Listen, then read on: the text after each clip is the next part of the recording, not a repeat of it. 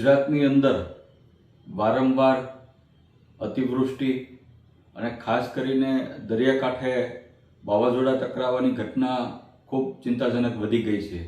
એવામાં મારો મત વિસ્તાર બોટાદ જિલ્લામાં વારંવાર અતિવૃષ્ટિ થઈ રહી છે। વારંવાર હવામાન ખાતા દ્વારા બોટાદ જિલ્લામાં રેડ ઝોનમાં મૂકવામાં આવી રહ્યો છે। એટલે કે છેલ્લા 2-3 વર્ષની અંદર વાતાવરણમાં ક્લાઇમેટ ચેન્જના કારણે બોટાદ જિલ્લો કાયમી માટે રેડ ઝોનમાં મુકાણો છે। ત્યારે બોટાદમાં એક સાથે 17-18 ઇંચ વરસાદ પડે છે, વારંવાર વાવાઝોડા પર ટકરાય છે, એટલે જાનમાલનું ઘણું બોટાદ જિલ્લામાં નુકસાન થઈ રહ્યું છે। તમે તાજેતરમાં જોયું છે કે બોટાદમાં એક મારા મત વિસ્તાર લાઠીદળમાં એક અતિ વરસાદને કારણે એક ઇકો કાર આખી તણાઈ હતી, એમાં 8 કરતાં વધુ વ્યક્તિઓના મૃત્યુ થયા હતા। આવી વારંવાર ઘટના બોટાદ જિલ્લામાં થાય છે।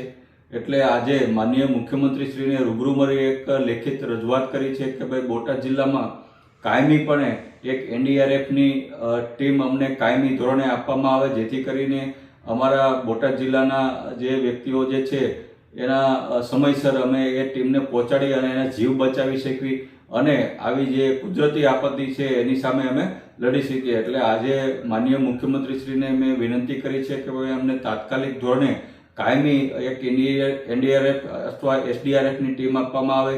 જ્યારે લાઠીદળ આ ઘટના બની હતી ત્યારે અમારે રાજકોટથી ટીમ મંગાવી પડી હતી અને ટીમ આવતા 10 કલાક થઈ ગયા હતા। જ્યારે 10 કલાક જેવો સમય થાય ત્યારે લોકોના જીવ મોટાભાગના બચી શકતા એવા શક્યતા ઓછી હોય છે। જો એનડીઆરએફની ટીમ કાયમી ધોરણે બોટાદમાં હોય તો અનેક લોકોના જીવ અમે બચાવી શકીએ। એટલે માનનીય મુખ્યમંત્રીશ્રીને આજે રૂબરૂ મળી અને એ રજૂઆત કરી છે। સાથોસાથ એક આભાર પણ માન્યો છે કે મેં એક માનનીય મુખ્યમંત્રીશ્રીને જ્યારે આ ઇકો કારમાં જે 7 થી 8 વ્યક્તિઓ મૃત્યુ પામ્યા હતા એના સહાય માટે એક લેખિત રજૂઆત પણ કરી હતી કે દરેકને 4-4 લાખ રૂપિયા આપવામાં આવે। તરત સંવેદનશીલ મુખ્યમંત્રીશ્રીએ 4-4 લાખ રૂપિયાનો સહાય જાહેર કરી અને એને અર્પણ કરવામાં આવી, તે પણ બદલ મુખ્યમંત્રીનો મેં એક આભાર પણ માન્યો છે અને સાથોસાથ માગણી પણ કરી છે કે બોટાદ જિલ્લાને કાયમી એક એનડીઆરએફની ટીમ આપવામાં આવે।